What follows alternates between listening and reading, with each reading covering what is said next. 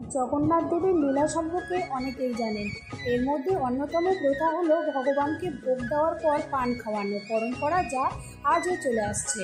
একবার প্রভুদাস নামে এক ব্যক্তি প্রতিদিন পান বানিয়ে জগন্নাথ দেবের জন্য পান মন্দিরে নিয়ে যেতেন, কিন্তু জগন্নাথের জন্য পান ভোগ দেওয়ার কোনো ব্যবস্থা ছিল না। এক রাতে দুটি যুবক, যাদের কোচকানে চুল এবং কানে দুল ছিল, প্রভুদাসের কাছে এসে পান চাইলেন।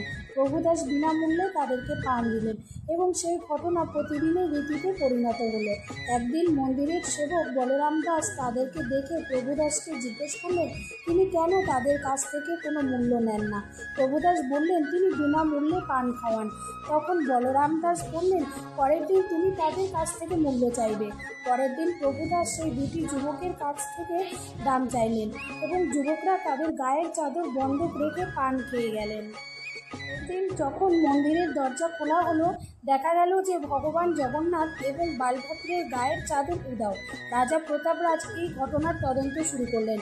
এক রাতে বলরাম দাসের স্বপ্নে ভগবান জগন্নাথ এসে বললেন যে ওই যুবকরা আসলে জগন্নাথ দেব এবং বালভদ্র ছিলেন। এরপর থেকে মন্দিরে ভগবানকে ভোজন করানোর পর পান খাওয়ানোর পরম্পরা শুরু হলো, যা আজও চলে আসছে।